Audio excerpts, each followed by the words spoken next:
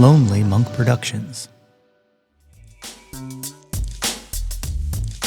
I don't know if y'all have heard Fuck It Up by Sir Woman yet, but yo. That's my Jawn! Hey, yo, displace the guilt and embrace the pleasure. You're tasting things that don't need to be measured. What's good, friends and family, neighbors near and far? Welcome to an all-new episode of the Yo, That's My Jawn podcast. The podcast, website, brand, movement, way of life dedicated to the embrace and championing of your passions. I'm your host, Nate Runkle, a.k.a. Father Jawn, a.k.a. Nate 3.0, back at it again with yet another episode of the podcast.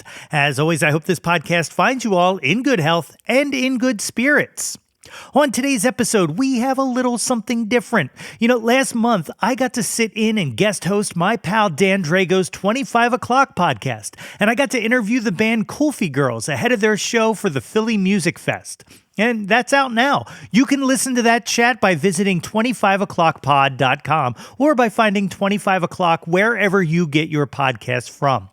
But while I had the band on the line, I thought, well, let me put them through the gauntlet as a little bonus content for my own podcast. So that's what we've got for you here today.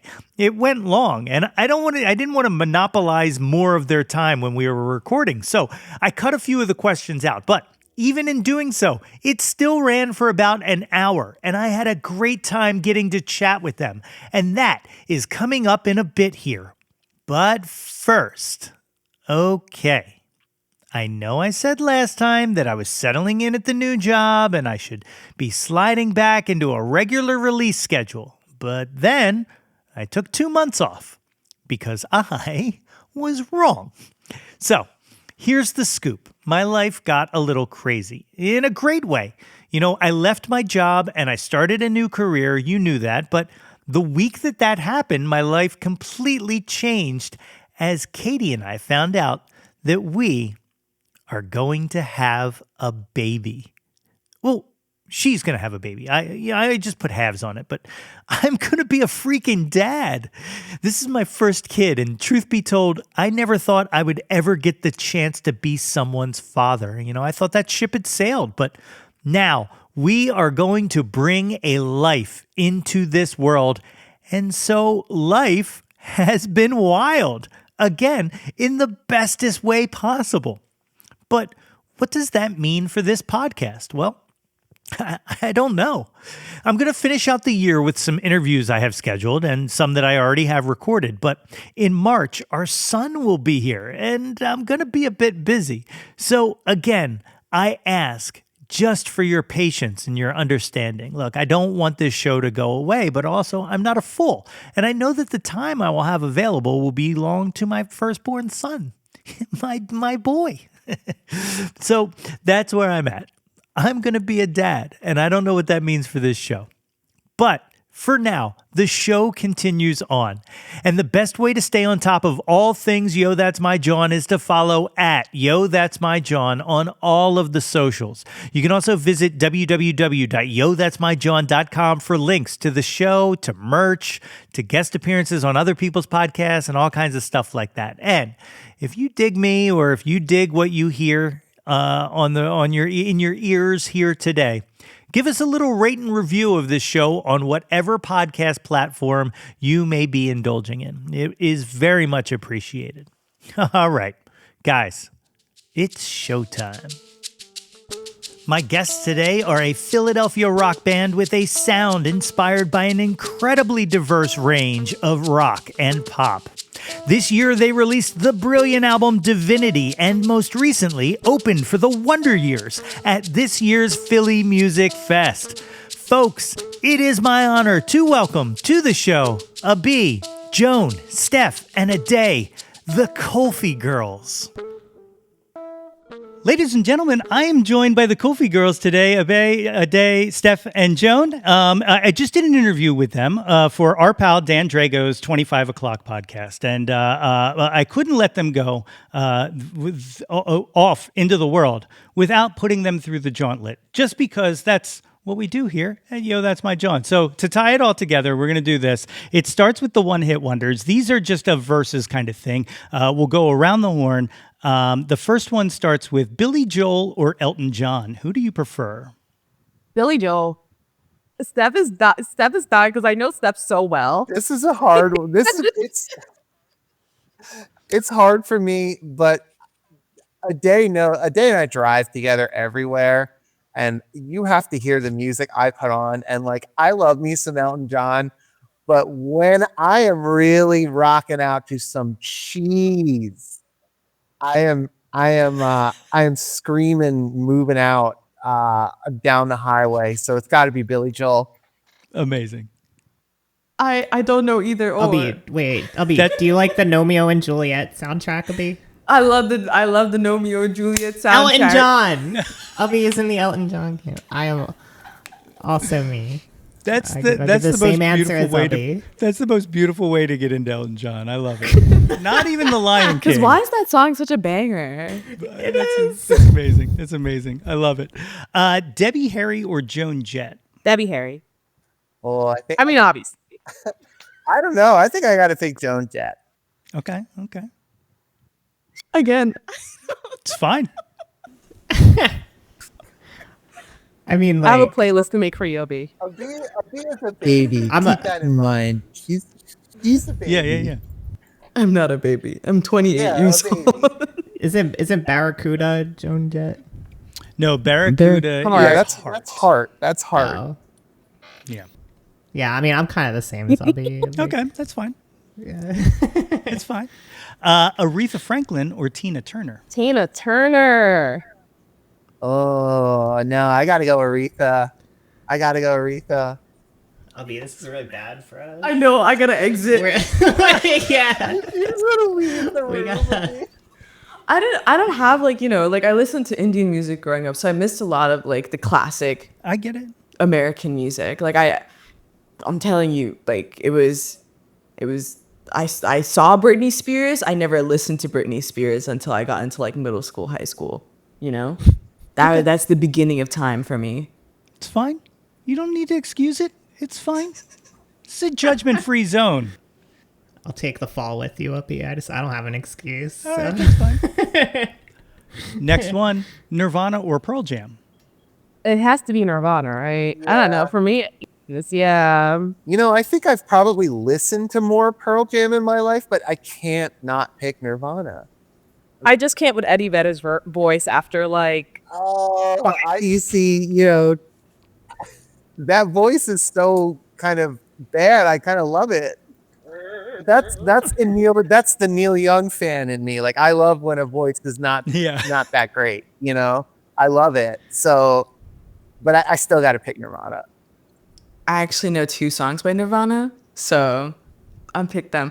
I also know that like they had like a all women band open for them once, and like they got booed off the stage, and then Nirvana came on stage and then like just like fucked around. They like didn't play any of their songs, and they're just like, Well, what's that? Was that Sweeter Kenny that opened the for audience? Them? What band opened for them that had that happen? I think it might have been. Yeah, I think it was Sleater Kinney, which is they are also fucking amazing. I love Sleater Kinney, and I think that's the story. I think I could be so wrong here, but I think Sleater Kinney was opening. They got booed off the stage, and then Nirvana came out and played an intentionally terrible set to like revenge the unaccepting audience. I love that. So Nirvana. Dig it. Yeah, I don't really listen to either of those bands, but I guess Nirvana. I had to flip a coin. Yeah, that's fair. We'll see if this one works. Janis Joplin or Stevie Nicks? For me, I never listened to a lot of Janis Joplin.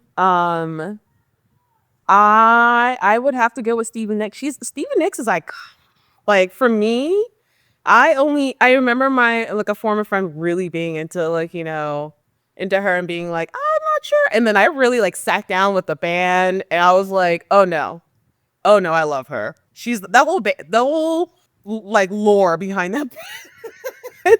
Her and her voice and just her as a person. Oh, Stevie Nicks. Absolutely.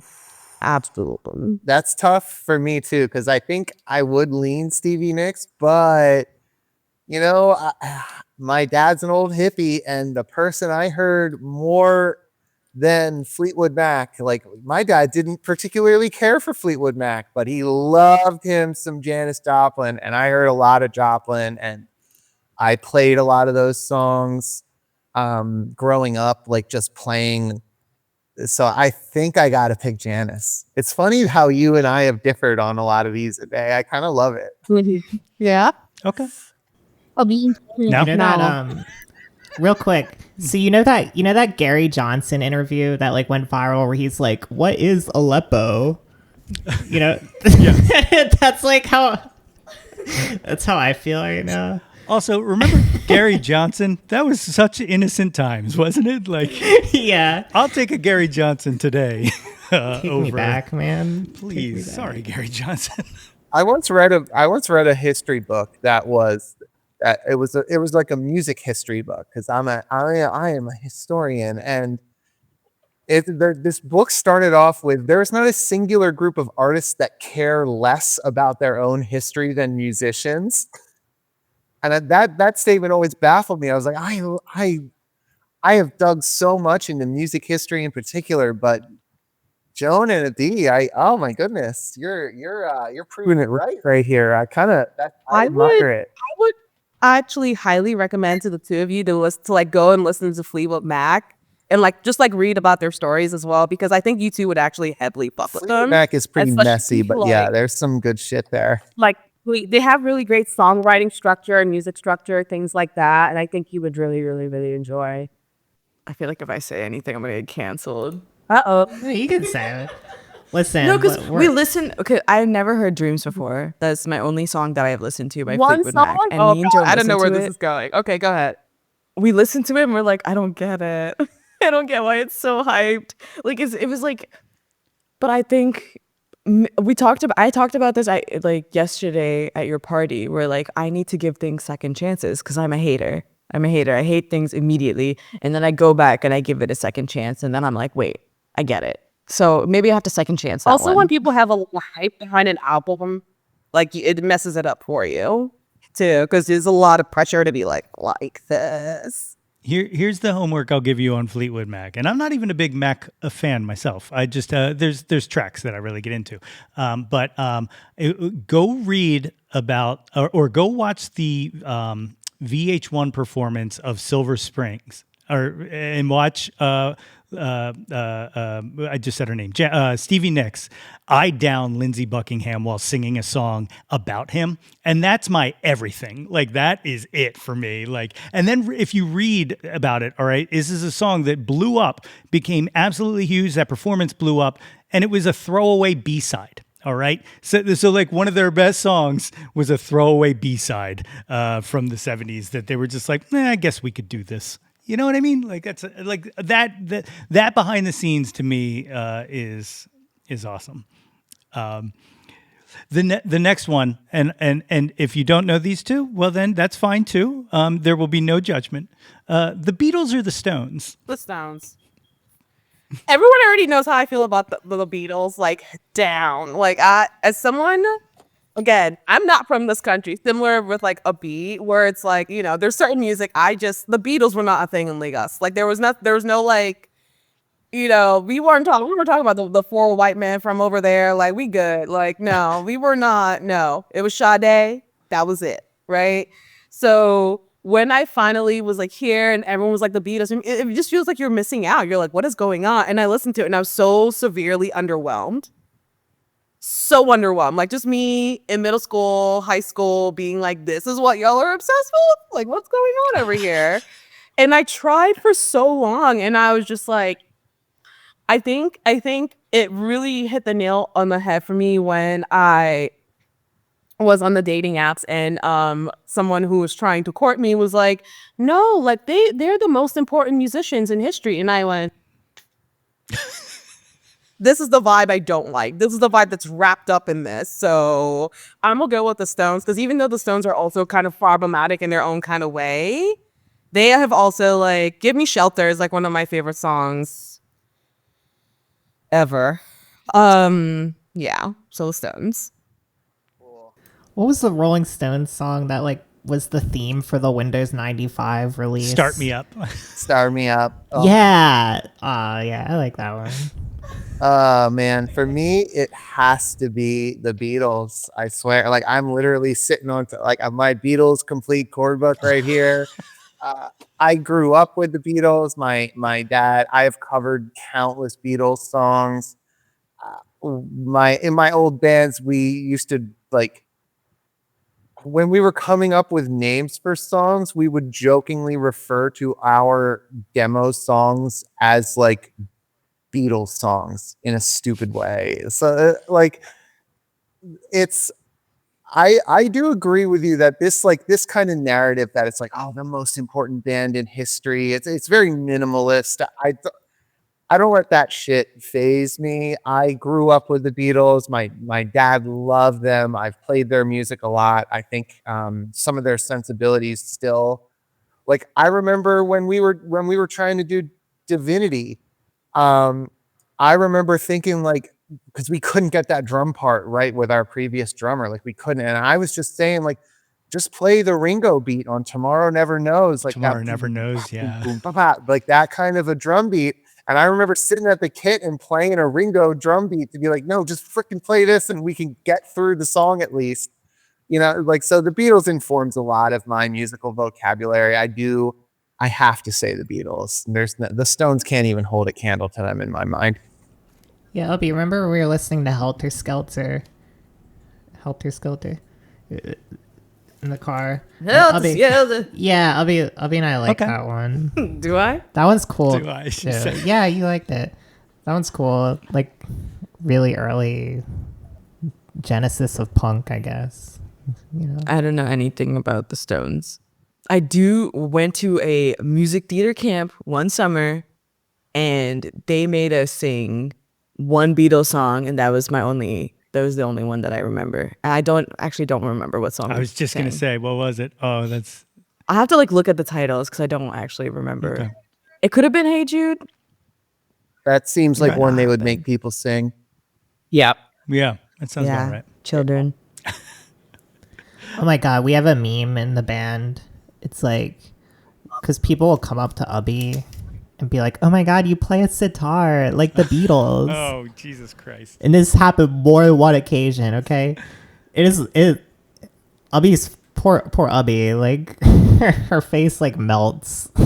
It's when the people fact say that this people and the go up to a sadness. beat and they're like, "Hey, you should listen to the Beatles. They had a sitar in Ugh. there." And I went, the amount of like just ignorance that is coming out. Just stop. Just stop. Just stop. Stop. Stop. I think like it's the overconfidence of knowing what is happening. Yeah. But like I did want to play sitar in the beginning, but my mom was like, "No, there's a Vina in the closet. You're gonna play that." And I was like, "Okay, okay." So it even kind of burns twice because it's like, that's Yeah. what I wanted. Oh, it's amazing. The last one of the one-hit wonders, Bohemian Rhapsody or Stairway to Heaven? Bohemian Rhapsody. I remember I went to a really tiny school in North Carolina, and at least once every party at 2:30 in the morning in the dark room where everyone's already been drinking, we're belting out the whole song. So yeah, again, another band that I got into very late in life because again, immigrant. I will say that's actually one of the bands like I fell in love with when I got into, because I really, really, I don't know, something about their music, even for like when it was created, like that band is cool. Queen's cool shit. So yeah, definitely Rhapsody.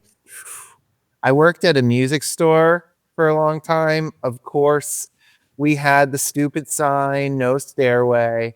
Of course, every Saturday you hear some dude butchering it and playing it. So it's like, I do love Zeppelin. I appreciate Zeppelin, but I think, yeah, it's got to be Queen's Bohemian Rhapsody. That's what I got to choose to. Any other Zeppelin song, and I love Queen. I think I'm probably choosing any other Zeppelin song over any other Queen song. But this one, no, it's got to be Bohemian Rhapsody. Yeah. Also waiting for my God. Bohemian Rhapsody was actually a second chance for me. Yeah. I didn't like it when I first listened to it, and then I second chanced it, and I liked it. All right. I don't really know the other one that much. That's fine. I probably would know You'll it know if it I because heard Jawn a little bit can of it, but definitely like, play it. I can play it. I've heard enough Stairway Zeppelin was riffs out one of of you, the- Jawn. Yeah, I'm a Zeppelin girl. Like, I don't like Bohemian Rhapsody. I can confidently say after wow. second chance, third After chance, second 10th chancing? chance. Yeah, I can't. It's okay. You know, I love Led Zeppelin, and yeah, Stairway to Heaven for me. Awesome. The second back half of this is the top 10 countdown. In this, we use Jawn, obviously, to be whatever you want it to be. It doesn't have to be music. It can be anything. We'll keep the same order. For number one, first, Jawn, what was the first thing you were obsessed with as a kid? Like anything? Yeah, anything. Fried plantains. Yeah? Fried Oh, that's cool. plantains and sugar canes. Because those were like Okay. my little treat as a kid. You just chew on the big old sugar cane and just like straight up sugar for a kid. That's everything. It's awesome. For me, probably Nintendo games. I was obsessed with beating a lot of Nintendo games. That's how I spent a lot of my summers. Pokemon was a particular obsession when I was a kid. Yeah, that's probably it. I'm gonna have to say singing, because there's plenty of videos of me when I was a toddler, and I would scream if anyone was singing with me. I don't know. I would have a meltdown if someone tried to sing with me. Don't take my spotlight. I think for me it was geology. In another life, I'm a geologist, I think. Interesting. Like something about the time scales and stuff. Like I was like really like fascinated with like geologic time scales, and growing up as a creationist, like in a creationist family and stuff. That one thing led to another, and you know, you start asking questions, and I was asking questions very young. Like, what do you mean 3 billion years? I thought the earth is only 2,000 years old.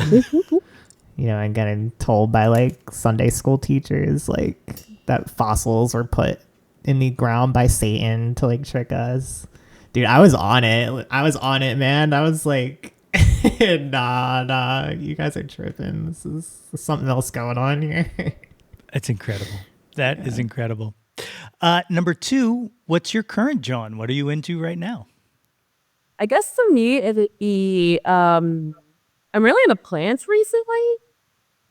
That and like also like I think in the connection with nature, and in like a very, it's gonna sound so like I'm a evil villain kind of vibe. But like I think a lot of times when people think about nature, they think about it in a very peaceful, like pretty like whole can theme, whatever. And I'm just like, it can be that, but just like everyone else, like, I don't know. I'm really into like herbalism. Like I played a show the other week and I saged the whole front of Ortlieb's. Like, no, nothing's coming in here. Like, I don't care. I'm also like just really into like, maybe sometimes people need to get the comeuppance sometimes. Vibing with nature and like really listening to it and working with plants, he's seeing what works and what fuels them and what feeds it, and the delicate like balance of it all, and just really it connects to how we are as people. And some things die, some things pass off, but it also brings things to life as well. And also the seasons, summer, winter, everything like that. It really makes you sit and just be a little bit more internal and just a little more patient with a lot of things that bring through life. Especially as we're all going through the heavy things that we're going right now in the world. So sometimes, like I'm currently in my little room in my house where it's plants everywhere, the walls are green. I have my little altars, and it makes me have time to go through certain rituals to really sit with those things and sit in my room and just be a little bit more thoughtful as I move in through the day, just to make sure like, hey, we want to make sure we're taking care of ourselves instead of just taking in a lot of like negativity, but also let's be a little bit witchy in this room. Think and like really actualize some things you actually want to do in your life. Beautiful.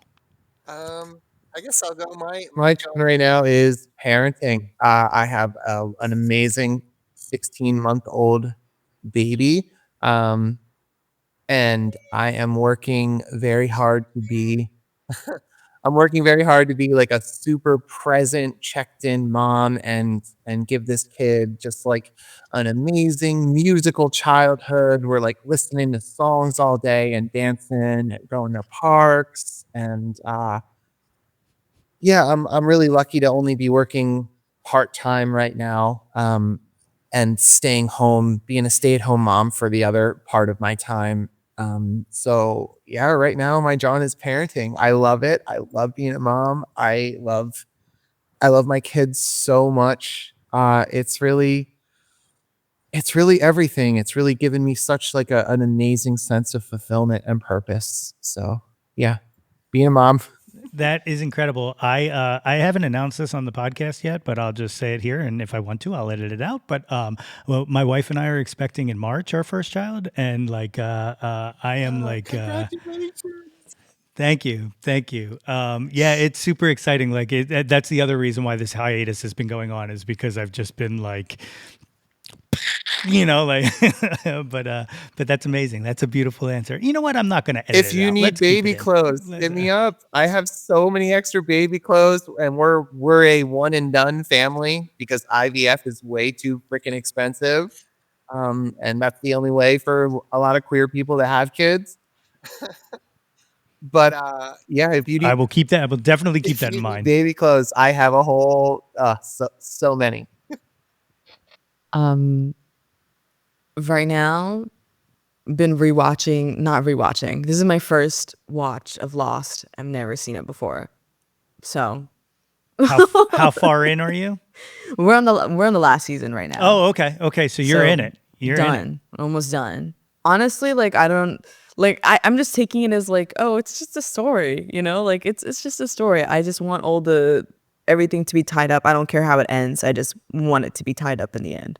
Okay. This show is fucking bonkers, dude. Yeah. And it's like I know why people were mad back then when it was coming out, because there'd be like, I guess, like a week in between episodes, right? So Yeah. it's different than when like Abby and I like binge watching. Yeah, we're binging the whole it. thing, yeah. Yeah. I when that aired, I was hosting an open mic night on the nights that it would air, and I would threaten violence on anyone who would spoil anything for me while I was stuck, like sitting there, hosting this open mic. Oh, it was a very troubling time. I'm like surprised that I've like I think it's just been so long that like no one talks about it anymore. So I'm free. I'm good from any spoilers. Every single bit was like a surprise to me. It was even surprising to Joan too. So It's awesome. Yeah, I think I'm getting back into gaming a little bit. Like, I was obsessed with like Legend of Zelda as a kid, and so I've been like replaying like the old like Legend of Zelda games. I have two of my cats, my 13-year-old cats, are named Navi and Zelda, which if there's anyone in the audience who knows the games, like you'll know what that's from. Yeah, I played through like Ocarina of Time recently. That was like an N64 game. I think that was like one of my first video games too. I was like playing through it again, and like the graphics are like terrible. Like everything's like high poly. Like just looks ridiculous. Like all like the women characters have like these like triangle like boobs because like they can't make like round circles in the game. Like everything's just absurd. But it's like I'm like, damn, like this is so good. It's so good. It's so good. Yeah. I guess that's my answer. There was a really great mashup mixtape back in the day called the Ocarina of Rhyme, and it sampled all of the music from the Ocarina of Time and put like hip hop over top of it, and it was fantastic. Oh, that sounds The music is phenomenal. That must have been, I think that was so formative for me actually as a kid, like the music in that game. It's like, it's so like thoughtful, and like, if you're like a kid, like you don't listen to a lot of like contemporary classical music or whatever, like you're getting that from video games, Yeah. So I love when games like put a lot of thought into the scoring and stuff, and that one really did. It really did. It was really good for its time too. I feel that way about like the Minecraft soundtrack when Minecraft first came out. That was one of my first video games. Actually, it was my first video game, Minecraft, in middle school, and the music was just so good. But legendary soundtrack. Yeah. Yeah. It's great. Like that's like I got into, that's another one of those things that I find important, especially as people continue to decimate music programs in public schools and whatnot. But like I learned so much music from like Tom and Jerry cartoons and Looney Tunes and stuff like that. It's where my love of jazz came from. It's where my love of classical came from. Like, like that anywhere you can plant that seed, it's a beautiful thing. Number 3, what was your first concert? What was the first live show you ever saw? I think it was when I was in college, and the student union, they threw all the shows, and it was in the entertainment area, and I went to go see this band called 121. Very random, obscure band. Oh, I've only met one other person who knows who the band is.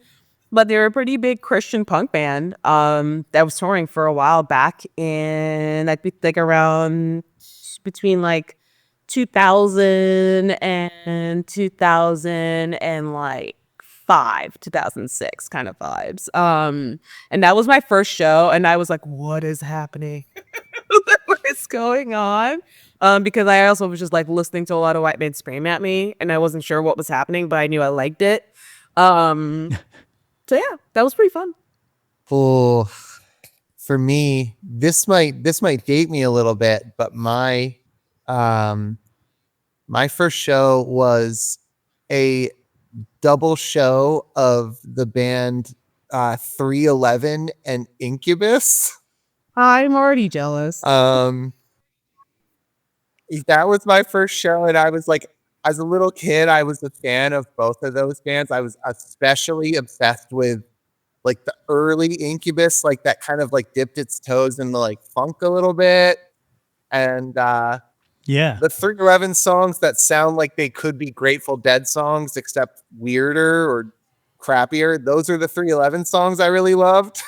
So it was like the perfect thing. My dad was like a music industry kind of person. He got tickets to their show. I think it was at the Electric Factory, maybe. And like, I remember being a little kid, and he just like kind of like me and my friends, like he took us and just like let us go into the audience, and then he just went up to like that balcony area and just like kept an eye on us from up there. But it was so cool. We felt like independent. We were in this like real show.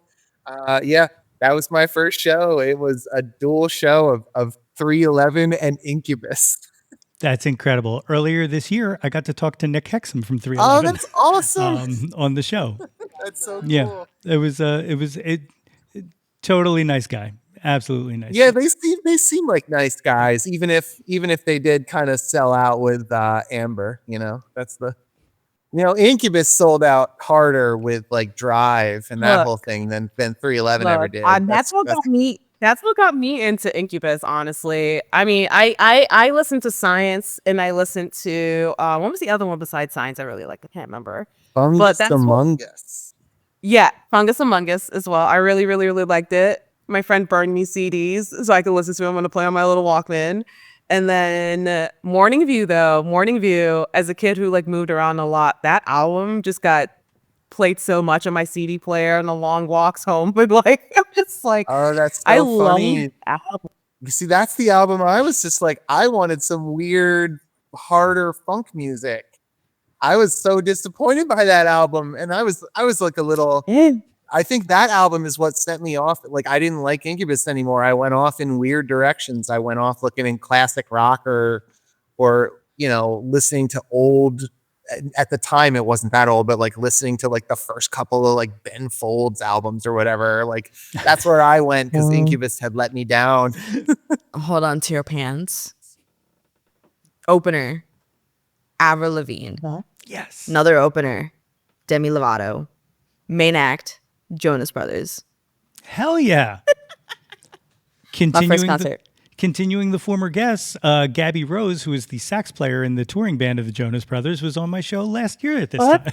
Oh, Yeah, wow. I'm a big Joe Bros fan. I know it doesn't seem like I would be, but they write some infectious pop music. So my first show was the Wiggles, in Philadelphia. Dude, the Wiggles fucking slap. Like those songs are just so good. They're so good, dude. No, Besides the Wiggles, I guess I was like 12. I must have been 12 or like 10 at the time. Besides the Wiggles at Coheed and Cambria at what was then the Electric Factory in 2010, was like my first like rock show. And, you know, I'm just like this like autistic, like shy teen, like you're gonna like throw me into like a pit, like into like the crowd, you know, like I didn't have any frame of reference for what was going to happen at this show. And it was packed. It was so packed. There was so many people. It was hot as balls. There was like, must have been like no AC. And everyone was sweating. Everybody stunk like BO. And I was like horrified, you know, like I'd never experienced anything like this before. Coheed starts playing. I forget who opened. Coheed starts playing, and like the crowd just goes like nuts. Like everybody's moving, like, and I just get like swept away. I was with my older brother, and he just like lost me. Like I got swept away in the crowd, like, and he was like genuinely concerned about me. But like halfway through the set, like I found like my sea legs. Like I was like, I was actually enjoying it. Like which was like wild. Anybody who knew me at the time would just be like mind like blown that like you could find me at like a rock concert. And it was a very formative experience. Like I still think about it sometimes, like damn, like that show was fucking awesome. It was really good. And yeah, I think that's probably where like my love of like live music came from, was that show, like breaking that like barrier, you know, like that initial like shock of being in like a live like rock concert. Like, you know, it was really good for me. I'm glad I did it because here I am now, you know, like.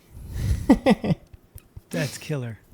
Ah, that's so cool. I absolutely dig that. Number 4, what was the last concert you saw? oh, that's easy for me. I just saw Lambrini Girls at Underground Arts on Friday. I actually first went, so technically it's a tie. So I went to Century Bar to go see the band Pucker Up play. And they're really great. They're upcoming like punk band from like Northeast Pennsylvania. And they played Warped Tour this year, and they're playing with like a lot of bigger bands and stuff. Like really, they're such sweet girls, and I got to book them for Break Crew Fest. So I went to go see their set, and then went to see Lambrini Girls for the second time this year. Which, if you've never been to a Lambrini Girl show, I highly recommend it, especially if you're femme, you're queer. If you're not a white cis straight dude, like you will absolutely love it because they specifically and intentionally and aggressively make the space for everyone in that room who usually is not able to. I remember there was one song, they were like, hey, if you're like a white straight dude, like, yeah, you can sit down for this one. Everyone else, the pit is yours. Go in there. Like, have a great time. Just have a great time. Like, it's so good. And also just like their story of how they came up literally at the beginning of quarantine and COVID and everything, and how far they've come in such a short amount of time is absolutely brilliant. And that last album slaps. It's so good. It's so. That's it. That's an album of the year contender for me. I Like that's love that album. Oh my goodness, it's so good. And your humor, everything just comes out so straight. I love like one of the like my favorite bands hands down to see next to Idols, honestly. So Well, it's so funny you say that because like that's my dream bill. Like I saw they were playing a festival, I want to say in like North Carolina, and they were both playing on the same day, and I couldn't make it, and it's like my biggest regret from this year because like those two bands like are complement each other so perfectly. And I've only ever seen Idols live. I still haven't seen the Lamborghini Girls. so but good. yes. Absolutely Fuck worth yeah. every single dollar I will ever have. I will see them a million more times. They remind me of when I went to go see when I came up with the band Future Islands back in Greenville. They were part of like our little DIY like little scrappy group in a little town, and it gives me the same vibes of like watching them, of just like every Future Island show I would go to. I would just go to every single show because I was just like, you get something from going to your shows. Back in the day, it was more of like, you get on the stage with the band, everyone's doing this. It's just like everything's sold out. Everything's just like so tight and warm, but it's so much fun, and the electricity and the way Sam performs is just like, he looks like an angry man, but he's so passionate. But it reminds me of that vibe, and then that's why I'm just like, ugh, like there's so few bands like that. So yeah. You know what's interesting? Actually, like a few years ago, like when we were first starting Kulfigirls, someone actually recommended Lamborghini Girls to like listen to for me. I was just like, okay, cool, because like they wanted to book us, and then they were like, oh, we're in England, and I was like, yeah, we're not going. Oh damn. And they're like, you have to listen to this band, and I was like, okay, well, and they're amazing. What was the last show you went to, Steph? I guess to keep the order going, yeah. I went this past Wednesday. I went and I saw Ginger Root at First Unitarian Church in the basement. And yeah, I am a huge fan of like the kind of I don't know what really to call it. There's this like era of like kind of like musicians that sort of made it on YouTube, kind of like Wolfpack or like Lewis Cole or like and I think of Ginger Root in that kind of vein, especially with the way that like his first song Loretta like blew up on YouTube and then he became like a thing. I adore Ginger Root. I have recommended Ginger Root to the members of this band many times, and a day who is stuck in the car with me the most has had to listen to Ginger Root's entire discography more or less. I love that kind of blend of like city pop and like kind of funk. And yeah, his most recent show, he had a wheel, like a spinning wheel that he wrote out. Anyone who had tickets to the event, they got to go into a Google Doc and vote for like the songs and the top songs that they voted for, go on the wheel. And then every song in the set just spins the wheel and lands on a song, and the band goes into that song. He changes his keyboard settings, picks up his guitar, whatever, and just plays the song. It was so chaotic and so fun and so silly. And it got to the point in the show where it's like everyone's like wanting to hear Loretta. It's his most famous song. And it's not on the wheel. And he's like, you are all going to lose your shit. And he pulls out his suitcase. And he's like, I brought this from my hotel. And like opens the suitcase and pulls out a smaller wheel of just Loretta. And he's like, we're sick of playing Loretta. We hate Loretta. We love it, but we hate it. We're sick of it. So we're going to spin the Loretta wheel. And the Loretta wheel had like 5 options. It's like, we'll play regular Loretta. We'll play super fast Loretta. We'll play karaoke version Loretta. We'll play Japanese version Loretta. Or we'll go back to the big wheel. Spins it, and it lands on go back to the big wheel. And he went back to the big wheel. He ignored playing his biggest song. And now like they did an encore. I thought for sure, okay, he'll pull it out for the encore. No, respected the wheel, never played his biggest song. And that made me adore this show even more. And another thing special about this show, this was the first show that my partner and we got a babysitter and we show together for the first time since we've had a kid. Because it's really just, when you have a new baby, it's really hard to get away. And, we both got away for this Wednesday night show. It was amazing. That's awesome. Albie and I have the same answer. We don't. So, yeah. Oh, really? Yeah, we don't. Oh, yeah, because you went to the Echo Astral and Pub show. Wow. Thank you for, telling my story. I wasn't there for that one. It was Echo Astral, Jeff Rosenstock, and Pup, but I had to go home before Pup played because I work at like 6 a.m. in the morning. So, Responsible. I get but it. this is like my second time seeing Echo, and they just keep getting better and better. So I'm really proud of them. And JL, she's like the front woman. She's so nice. She's so sweet. She's always like hyping us up. I love her. That's awesome. Yeah, I couldn't make it out to that one. The last show Abby and I went to together was Under Oath, Rise Against, and Papa Roach. And I have some thoughts, some feelings. That made me sad. Yeah, so like I'm a long time. Abby and I think are both like long time like Rise Against fans. And like we went to the show, like we're super hyped, like we're having a great time. Like the show, like they sound great. They sound great. They're playing like all the bangers, and like and he's like talking about like like kind of like vaguely gesturing at the political situation, not like saying anything. It's Which like, is dude, crazy. Like, here's this band that's like known for like political messaging, and that's like the punch. Yeah, it's in the name of the band. Like, yeah, they can't say shit though. They can't say shit. They have no balls. Like I don't know what I was really it was just really disappointed. disappointing. Yeah. Yeah. Abby and I both left. Like I kinda left that bummed show out. like actually almost in tears because I was so sad. And it's like, wild. yeah. Okay, I also have to apologize because that was the last show we went to. That was I saw Echo first, and then I saw Rise Against with you. So you were correct. I was wrong. I just blocked it out of my head because it was. I really I'm really disappointed by the show.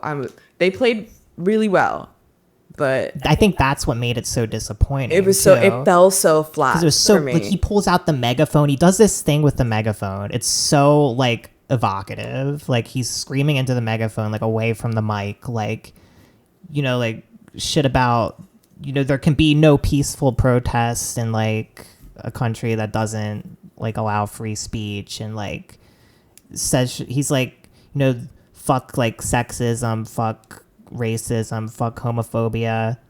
Like doesn't say shit about trans people. Okay, like I know how I sound right now. Like No, it's but literally this is like a day after the Trump administration is like trying to like advocate to like remove like Second Amendment rights from like trans people.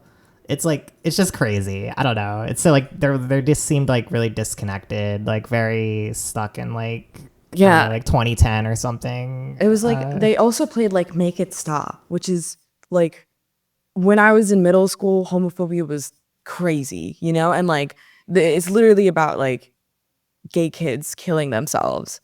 And I was like, this is the perfect time to talk about trans kids right now. Like this is the perfect time to do it. And they didn't do it. And that made me so sad. It made me so sad. Yeah. I mean, like, I know we sound like, oh, like they're not like woke enough. They're not woke enough for but me. they aren't. Like, sorry. Like, I guess, like sue me.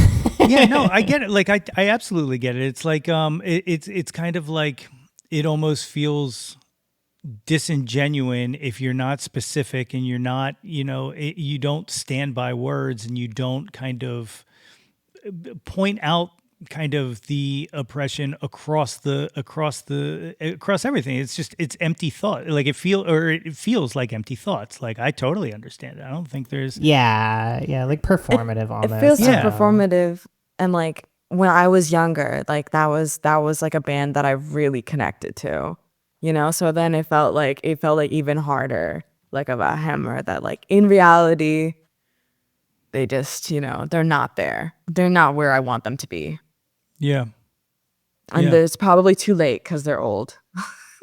Yeah. It's just like I just never want to be like that, dude. yeah. Like, Yeah, I mean, The older you I get, don't the wanna, more like, lose conservative you my- get. But if that happens, you can I've heard that, and I find it I just find it not to be true because like because like this is a thing that I don't really tell too many people. So you should feel honored by this. But when I was able to register to vote, I was a registered Republican for a very long time. Okay, and it was because like.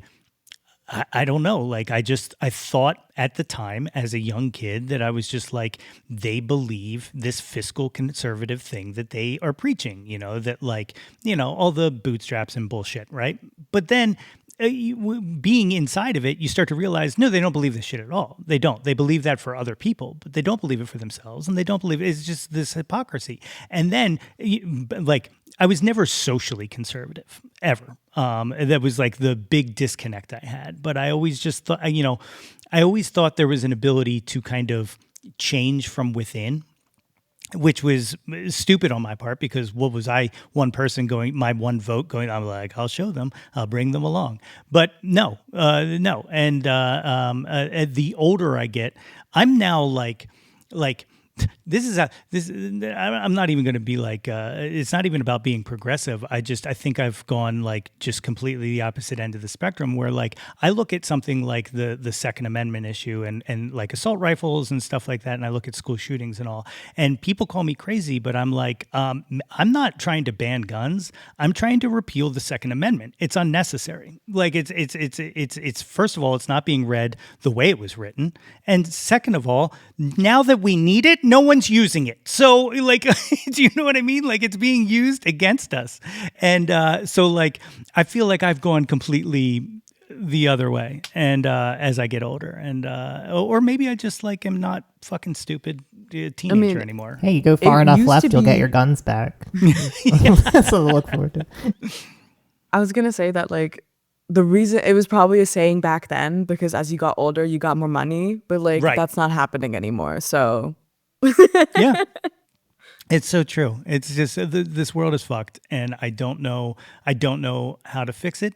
This is what I keep saying. I'm not giving up, and I'm not acquiescing. But this past year has been a fucking challenge.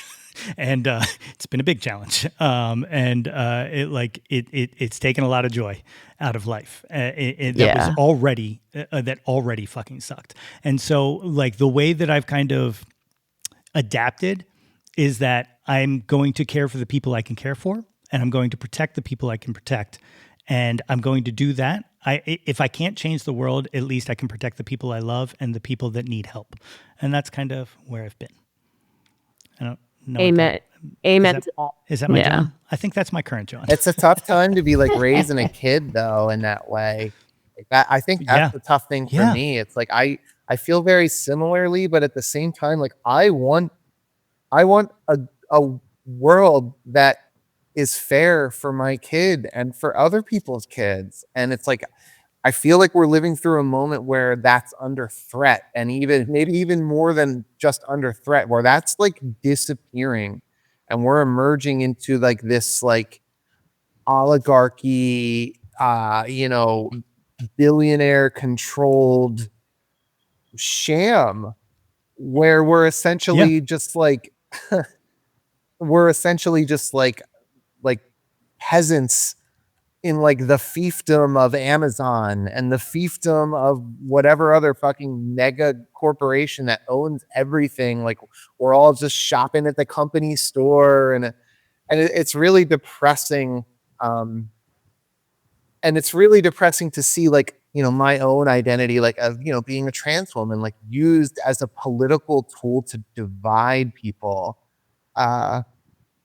When it's like, we should be pissed at these like pedophile billionaires in control of our policies, and instead we're pissed because like I would prefer if you respect my pronouns. Like what the fuck is this world? That's my response to every horrible fucking thing that has happened in the past year is, well, at least that trans girl can't play volleyball. Like at least she can't play chess against women. Yeah. Oh, you guys did it. Congrats. You won. You fucks. God, it makes me so angry. But, on the raising a kid thing, I'll tell you something that, I don't know. Do you guys know Linka Franca? Mariah Parker. They're a rapper from Athens, Georgia. They were on the show. They were also a congressperson or a council person in Athens for a while until they left. But one of the things I said was, how do I feel positive? How do I not, wallow in despair? And they said something that I found incredibly profound, which is, I'm trying to make a change that maybe I won't see and maybe my child won't see, but maybe my child's child sees. And it's the idea that, like, no, we might not win this battle, but that doesn't mean that the battle is over, and that, we might be able to leave a world for our ancestors better than the one we're currently living in, or at least I hope, but that's where I try to find comfort. Yeah, that makes a lot of sense. It's going to be really silly, but how about a favorite concert? Anybody got a favorite concert? Not the Rise Against concert. Yeah. I mean, Uh, I have so many. I think one that sticks out because we're talking about, like, early music and like getting into that for me, especially like rock. I think one of my absolute favorite concerts ever was I went to go see Wolf Mother and Cat's Cradle for like $10-15 back in like 2010. 2011. And I had never heard of this band, and my friend Steph was just like, hey, just come with me and come hang out. Like, I'm sure you'll like it. We go to all these weird shows, it'll be great. I was like, great. And I just remembered they were just sitting there with my mouth just wide open and just seeing everyone. I had never seen anyone with like rock out with a keyboard like that. Just like, I was like, what is happening? Like, this is wild. And I think that was like, I mean, because like Wolf Mother is also just very psychedelic, heavy rock, kind of sludgy. And then him with the front person with like the big ass afro, I just remember that concert being so kind of like just like my brain kind of exploded, or just like a little, just a little bit. But yeah, that show was incredible. And then a bonus is for Philadelphia people who've been around forever and remember Danger Gallery in West Philly, Elena Soul across the street from it. Grandchildren, which is a band that's all very similar to Animal Collective back in the day. And a few of the members ran the DIY house, Danger Gallery. They were really, really great. Just full, like, I don't know how many people were in that band, like 8 people. But I went to go see them at Underground Arts before I even moved to Philly. And I remember just being blown away about the big bombastic sound that was coming out of them. And I really thought they were going to like just like explode. But again, one of those bands that was just like opened me to another music genre, and just this different side of music of like, oh, you can do this too with sound. So that was pretty cool. Awesome. I guess I will try and go if my mic wants to work again.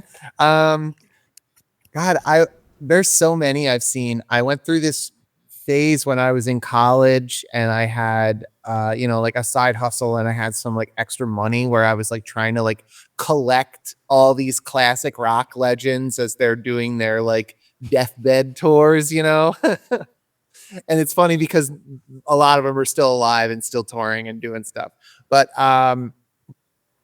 it was 2009 maybe. I was still in college, and I got tickets to see Neil Young with my dad as like a surprise to him.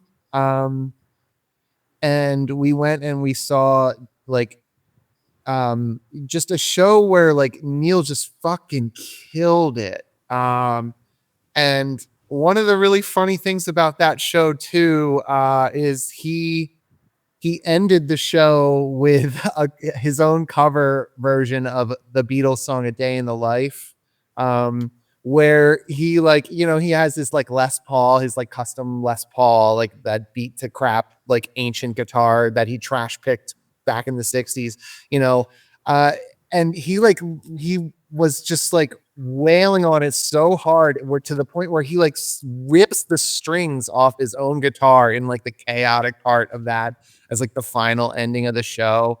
And like I don't know, to see that like happen.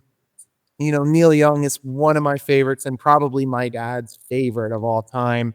And to share that moment with him as like, you know, we haven't always seen eye to eye. You know, my transition was definitely tough for him to swallow, which he handled fine, honestly. But like, you know, to share that moment like with a musician we both loved and to like watch that together. You know, with some of my other friends there too. That was a really special time. And I think I'll remember that show forever. So yeah, Neil Young show. Beautiful. I went to a 104.5 block party in high school, and it was like Panic at the Disco and Alt J played, and I like knew some Panic at the Disco, but like Alt J I only knew like that one song, and that concert made me buy their album because it was before streaming, and so I had to use my iTunes gift card that I got for Christmas and buy their album because Taro sounded amazing. And I still think like the live version I heard was better than what I heard on the studio version on the album. And then my second one was going to be Tame Impala because it was just a fun experience. Dig it. Love Tame Impala. Hell yeah, those are good ones. The Wiggles, no, that show was good. The easy answer is that first concert I went to, the Coheed and Cambria 2010 Electric Factory.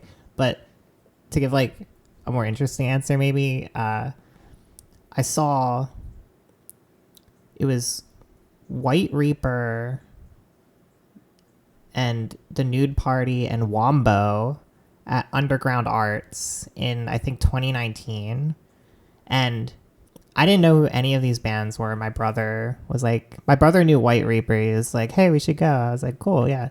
And never been to this venue, didn't know any of these bands, and I was just like blown away by the openers. I was like kind of like whatever about White Reaper, like they're good, like, but like the openers like really blew me away. Like I loved the first band was Wombo, and you know, like you know, she's like rocking on like the bass and like has this really unique like vocal style, and like I was like super into it, and it was like very like unique for like the bill too. Like it was like came out of like nowhere. Like I don't think anybody in the room was like expecting to hear this.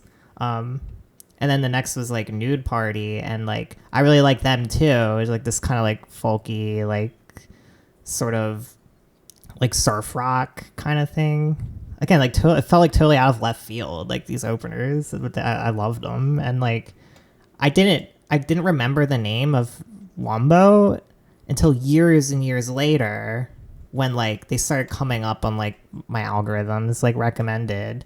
And I was listening to those songs. I was like, oh, like I recognize some of these songs. Who is this? I was like, oh, it's like Wombo, you know? Like it was just this weird, like serendipitous like moment where I realized this band that like I really liked that I forgot the name of years ago was like blowing up, and like, yeah, that's my answer. So the algorithm can do something good. Interesting. Yeah, it can occasionally. That's funny. In the interest of time, because I don't want to take your entire Sunday up, and I just realized that we've been going for a very long time, I'll jump ahead to the most important one of these, which is, what is your favorite Jawn of all time? It can be anything you want. I'm going to just be a little selfish here because, you know, if we're going to be that way. So about 3 years ago, I joined the organizing team at Breakfast Fest, which is a BIPOC alternate like punk festival. It's going into its 8th year next year here in Philadelphia. It was started by Scout Cartagena.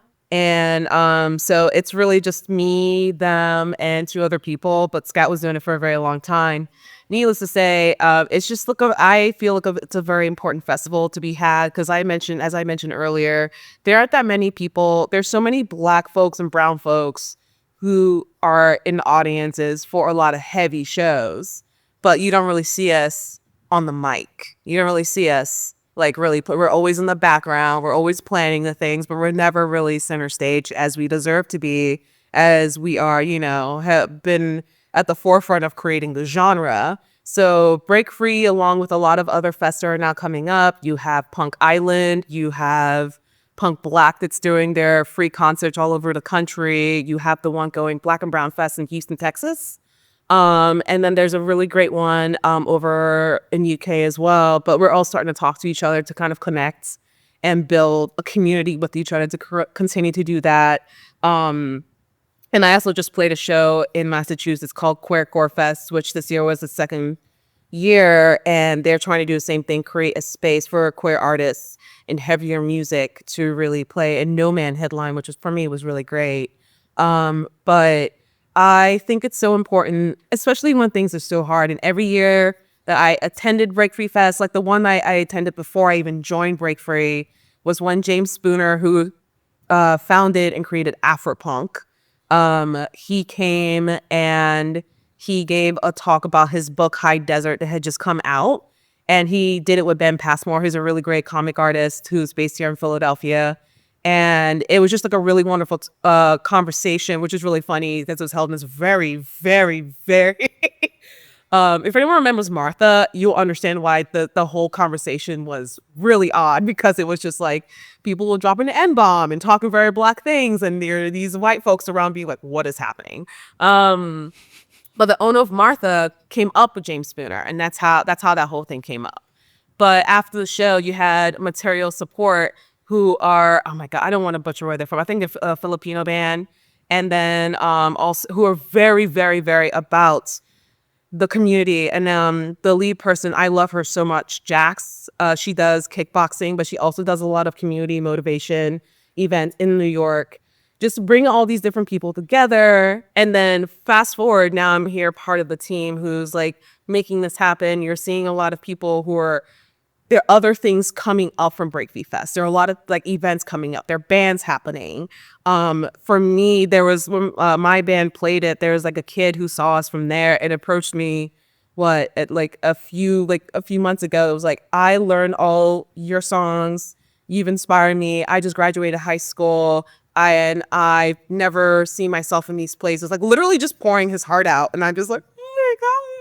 You know, it's just very special because I remember myself and not having that when I was coming up, right? So now we're creating these moments for all these kids who are coming up, because Break Free is an all ages show. So you having all these kids, you're having parents bringing their kids. You're having all the old heads mixed with the young people, especially for something that's supposed people see as this like very aggressive thing. But it's very much about love and bringing people together and making sure people are safe and making sure you can just be yourself as a Black person and a brown person without being like putting a mask on. Because a lot of times we have to move with masks to make sure we can get through the fucking day. But you can be in this space for two days and you're meeting all these different people and you're making all these different connections. And I've met so many wonderful people through it. And like, you know, so now it's like becoming this bigger thing. And I really want to see more of that happening, where it's like things are really hard, but what can you really do in your own community? What is the smallest thing that you can do to really give back? Because it doesn't take a lot. It really doesn't take a lot. It takes like, hey, my car got broken into. Can I get to like 50? Can you help me raise some money? Hey, I need childcare. Hey, I need this. You never know what the people in your community you can give to each other to really make your lives feel better and more comfortable. It does not take that much. So I love Break Free Fest. I love every single fest that does anything like that. And that's also why I love Kulfigirls, because as my partner who's in my other band with me says, Kulfigirls is just punk rock without even fucking trying or even being that genre at all. It's fucking awesome. That is fucking awesome. Great answer. All right, I'll give I'll try and keep this brief, I guess. Just to talk about something a little different, but also like that I'm obsessed with. I am the person in this band that's obsessed with music gear. I am the one that is pushing Joan to spend her hard-earned money on, you know, like a Fender Twin Reverb as her amp. You know, I'm the one. A bee was going to buy Joan an amazing birthday present, getting her the Strat she always dreamed of. And I was the one digging through the research and like finding this like custom Strat that I thought would be an amazing option for her to get for Joan. I have my own collection of like instruments that I have picked up over the years. The bass I play on stage in Kulfigirls is a 1973 Guild B301 that came into the music store I was working at, and it was pretty beat up. And the person was like, "Hey, I'm just here to sell this," and I was just like, "Oh, what a shame. It's a little bit too beat up for the music store to take. But tell you what, I'm going to go on a smoke break in 5 minutes, and let's meet by my car, and I'll buy this thing from you out of my own pocket." So that's how I got the bass that I like currently play in this band, like this really old, cool sounding bass. I have my like Wurlitzer keyboard behind me. I have my Krumar modeling piano. I'm the person that's obsessed with gear. If you want to talk about gear, if you want to talk about guitar pedals, if you want to talk about like, strange one-off Fender Bullet models, I am the person to talk to about it. I love it. And yeah, that's my answer. Good, Jawn. Good, Jawn. I'm gonna say right now, it's living a 4-cat life. Yeah. Love it. I love it. Respect. I want to preface by saying I'm laughing during Steph's while Steph is talking about gear, because it is true. Steph and I are opposites in some way, and I've always like resisted I don't know, like you need specific gear to do specific things, and like I don't know what it is about me. I'm just like, I'm difficult, I guess, and like, but I'm like being converted as the years go by, as like, if I have like a shitty piece of music gear and it like fails on me, like, it's happened more than once now, so like I understand. I'm getting it. Now my thing is like, I don't know, I'm a scientist, so like I love science and I love learning things, and I love molecular biology specifically, and I Nerd. I think there's I'm also it's also depressing because like I see like so much potential for science and technology, and unfortunately we have a government that doesn't really like to fund science and useful technology that helps people, and we don't really have a healthcare system that's set up for like medical, like revolutionary medical discoveries to like actually help people. So it's a bittersweet kind of thing. Like I still am like a nerd, I guess, like I like learning about things and practicing science, but I've taken my my time to kind of plug my my political stance on this, but it's really important to me, I think. For sure. Yeah. It's awesome.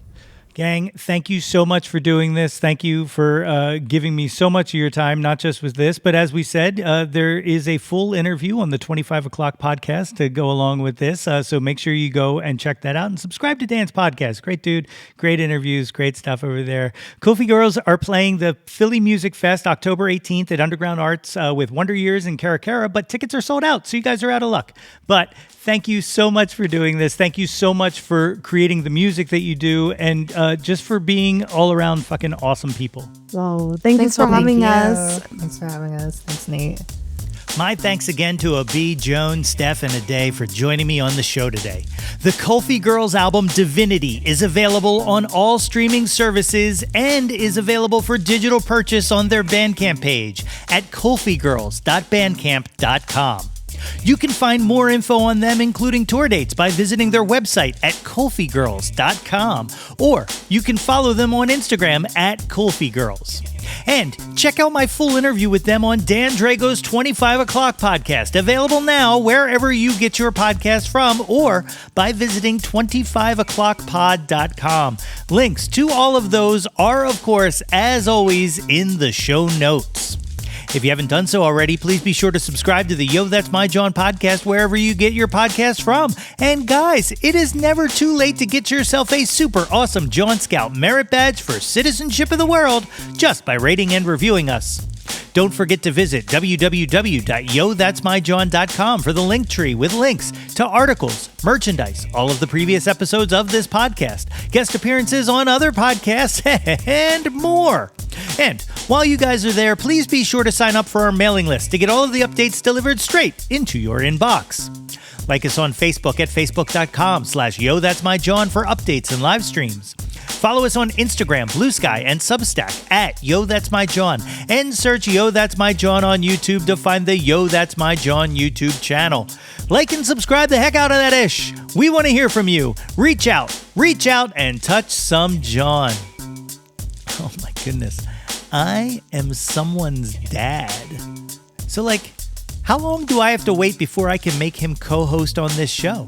Like a month? 2 months? I don't know. We'll see. Blue skies. Until next time, everybody. That's my Jawn. Displace the guilt and embrace the pleasure. You taste things that don't need to be measured. Yo, That's My Jawn is a Lonely Monk production. Written and produced by yours truly, Nate Runkle. Theme song by me under the moniker Nate 3.0. Special thanks to Fox Run Brands, DX Ferris, Andrew Scott, Maggie Poulos, Dan Drago, Natalie Runkle, and the beautifully vibrant and wickedly stunning Katie Daubney. If you or anyone you know has any ideas they would like to share or any guests they would like to hear on the podcast, please feel free to reach out to us at yothat'smyjawn@gmail.com or hit us up on the socials at yothat'smyjawn. Until next time, be sure to displace the guilt and embrace the pleasure. Tilt your head back and shout to the world, Yo, that's my Jawn.